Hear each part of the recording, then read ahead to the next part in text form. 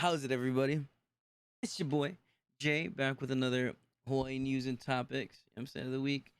Um, just a, just some news things that I saw in the news. I thought we should be touched up on, or I just thought were interesting or whatnot. So we'll get into it. This first one actually, there's a missing old man right now that they're looking for. So if you've seen this old man, I'm saying call somebody because this man is missing. Let's get into it. A beach man with dementia who's been missing for 3 weeks. This afternoon, his family and friends scoured an area in town after hearing of 2 reported sightings. And they sounded very confident that it was definitely him. On the lookout for Frank Pangolin, loved ones in teams canvassed from University Avenue down to Mo'iliili Neighborhood Park and the Honolulu Stadium State Park. Among them, Geronimo Arde.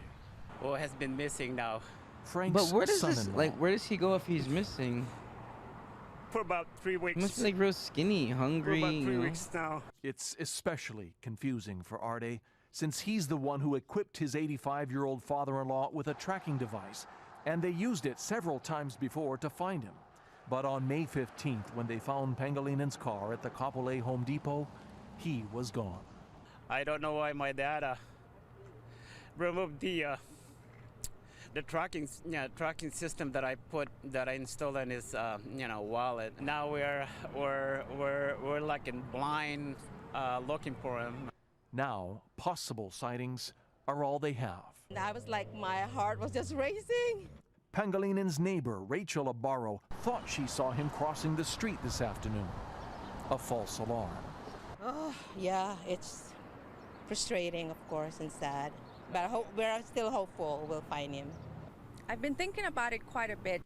Neighbor Deandra LaPlante, also hopeful, says if she was missing, she'd want people to keep searching.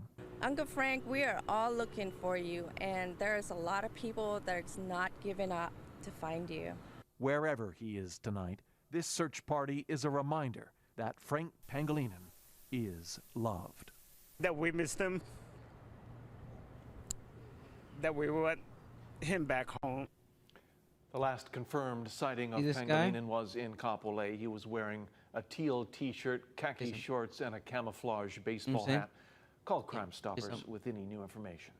Please and thank you, man. Like, for old people, man, they just go missing sometimes. They just can't find their way home, you know what I'm saying? It's shitty having loved ones like that, man. Real shitty.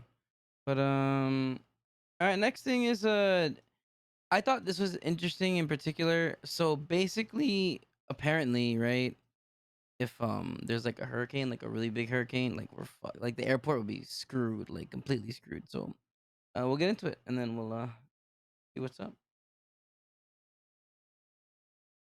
Urban Honolulu right now, it's hard to imagine what it would be like if a major hurricane were to make a direct hit. But scientists and emergency management officials have been doing more than just imagining it, and they have a pretty good idea of just how bad it could get. Iniki was a Category 4 hurricane with 145-mile-per-hour winds when it made its direct hit on Kauai, destroying or damaging more than 6,000 homes. If the same system hit Oahu, then it would be really disaster, right? Because here property values are so high. One major threat would be flooding in a major urban area. Here in Hawaii, our development is concentrated along the shoreline for the most part and on our low-lying coastal areas that are already flood-prone, and so sea level rise is only acting to compound those risks. How bad would the flooding be? NOAA's hurricane surge maps show many areas of downtown Honolulu and Waikiki in yellow. That's 3 to 6 feet of water. All of if a hurricane of Iniki's strength made Hold landfall on, I'm gonna on pause Oahu. this right Parts here, guys.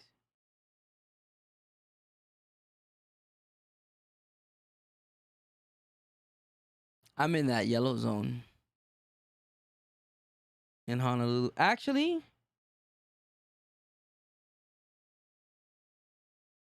I might be in that. You know what? I'm on the 2nd floor, so I really don't care.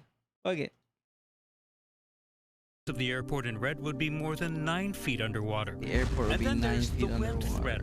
Iniki destroyed many homes on Kauai, experts say the same thing would definitely happen on Oahu. We have That a are built significant amount of janky. homes that are built to older design That are, standards that are they're not built equipped or janky. haven't been retrofitted to withstand wind. And that has a lot of implications, both for the immediate response and the long-term recovery. So it's going to be really damaging if we have a large storm. Oahu's closest call was just 3 years ago when Hurricane Douglas passed 30 miles north of Kahuku as a Category 1 hurricane. The island was spared from the strong winds and heavy rain that were on the northern half of the tropical cyclone. But if it had passed 30 miles to the south of Honolulu, much of downtown and Waikiki would still be covered by up to 3 feet of ocean water and heavy rain. We would have had a significant impact both from storm surge, presumably rainfall flooding, but also large waves that would have come from the storm passing south of us as well. After the storm passes, emergency officials say power will be lost. Cell towers may come down, and the internet may be spotty if it's working at all. Think about what that means. Whose phone number do you need? Where do you need directions to? I'm someone who's completely dependent on Google Maps. Do you know how to get to where you want to go if you've picked out your evacuation? All right. Well, I guess they decided to cut that one short. It seems a little abrupt to me, but I can't really. You know what I'm saying? But we'll get into this next one. Apparently, this guy fucked up a bunch of stuff, and then little repercussions. So let's see how the justice system. You know what I'm saying? Let's see how this goes. Of driving recklessly, damaging properties, and fleeing the scene is cited for having no insurance and nothing else. Our chief investigative reporter Lynn Kawano has more on last week's crashes in Kaimuki and the suspect's previous violations. The first vehicle hit on Catherine Street was this SUV. A woman and her children had just pulled up. They were about to get out when the driver of a black Tesla sideswiped her. Witnesses say the driver didn't stop, though, allegedly speeding down the street and running several stop signs. Multiple security cameras captured video of the Tesla as it continued speeding down Catherine Street before a head-on impact. That happened right outside Joey Aquino's home. I saw what looked like was an explosion that happened in the middle of this lane. His friend's car, other cars, his retaining wall, and his neighbor's home sustained major damage. There was a large couple holes in this house over here, and as you can see, the foundation was off. There was some It water knocked pipe the that was foundation hit, off. Water was gushing out. Neighbors tried to help the driver, who got out, sat down for a few seconds before he started walking away, barefoot with blood dripping from his face. He then started running. Other neighbors around the corner stopped him until HPD arrived. The driver went to the hospital but was not arrested. He was cited for no insurance. We're not naming the driver because he's not charged with a crime, but a check of his record shows dozens of traffic violations and a DUI conviction. Former HPD officer turned attorney Jonathan Burge says more could have been done. Fleeing the scene, they could have cited him for that or arrested him. No insurance because of what happened. Oh, so these guys got to go through their insurance to cover the damage that this guy just depends caused. on their observations of the scene. And if they did do that, they would have he would have had at least an administrative revocation at this point. HPD says the case is still under investigation. Because no one was hurt, Burge says criminal charges are limited. It's just a miracle that nobody got killed on this incident, and there's multiple timelines that could have happened. For now, the no insurance citation is the only case moving forward. The driver has a court date set for July 3rd. That's I'm fucking Lynn Kawano, Hawaii News insane, Now. bro. Bro, that guy destroyed so much shit. No insurance. Listen, I tell you what. I had my car smashed last October, the day before my birthday. The guy had insurance. He did. But he didn't have enough insurance to cover the all the damage. So my insurance ended up paying basically all of it because his insurance only covered $5,000. So my insurance ate it, and the guy basically got off scot-free. The cops didn't want to breathalyze him, nothing, and we all knew he was drunk. He smashed into a parked car. Like, come on, bro. Stupid ass. But this is the last one. We'll get into it. Apparently, we'll just get into it. Honolulu City Council members are speaking out against getting a hefty 64% pay raise, saying it's too much. For the first time tonight, we know exactly where every council member stands on the controversial issue. Eddie Dowd has the exclusive story. Allison, the raise is set to take effect July 1st, but council members have not been allowed to vote on the matter. So we decided to hold our own poll to see where each member stands. They could either answer yes in support of the raise, no against the raise, or NA, non-answer. The current salary for Honolulu City Council members sits at just under $70,000 a year. On July 1st, that is set to shoot up to $113,000.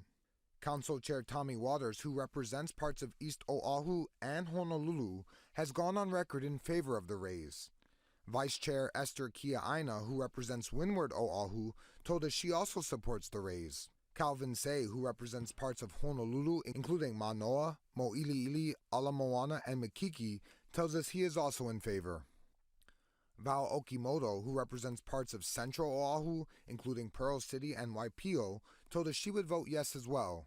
Tyler Dos Santos Tam represents parts of downtown Honolulu and districts like Kaka'ako and Punch Bowl. He told us he would support the raise. Augie Toba, who represents areas like Waipahu and Eva Beach, says he's against the raise. Matt Wire, who represents places like Waikele, Wahiwa, and Haleiwa, says he's also against it. Andrea Tupolo, who represents Oahu's west side, says she is against the raise. And finally, Radiant Cordero, who represents places that include Kalihi, Moanalua, and Aiea, says she is against the raise. In total, that's a slim majority of 5 in favor and 4 against. The number of people who came out to speak on this issue, how much public attention it's gotten, I think it created a situation where it was just impossible not to state publicly what your position on this was going to be. Because, you would look even worse. You would look cowardly trying to hide behind procedural tactics. So I think at this point, it really wasn't possible for members of the council to, not to come out publicly and say how they would vote on the issue. And that's great. Look, this is how democracy is supposed to work. Now, council members opposing the raise tell me they need 5 out of 9 members to vote to put it on the agenda for an actual vote. It would then need a supermajority of 7 out of 9 to vote no and refuse it. Eddie Dowd, Hawaii News Now. What do you guys think, huh? What do you guys think about that? To me, honestly, I think that they can focus. About 16,000 a year ain't bad. What they're getting paid now ain't bad. But I guess they're they do something or they talk to people and shit. So I guess, but if somebody offered me a raise, I wouldn't turn it down respectfully. Like, I don't care. You know what I'm saying? Like if I was one of them and they're like, we're gonna give you a raise 68%, I'd be like, sure. Because what you don't want, right? What you don't want is look like a piece of shit. You imagine, like, oh, I don't want it, and then you see 8 months from now, the guys that said no, they have a bigger house or they have a nicer car, or like, come on, bro. But yeah, we're gonna get big in a little bit, 5 seconds, and then we're gonna go over some stuff, and that's gonna be it for this episode. Ready? 3, 2, 1. All right, now that we're here, nothing too crazy. Just a couple of events. Let's see, Cats are at the Blaisdell starting on the 13th. We got Harry Mack. He's gonna be on Thursday at the Republic. This weekend, there's gonna be the Aloha Home Market. That's going to be in Kailua. It's gonna be on Saturday. But other than that, there's not really much going on this week. But yeah. Until next week, dudes. Catch you on the next one. Be safe. Watch out. People are crazy out there. They'll find that old man. Aloha.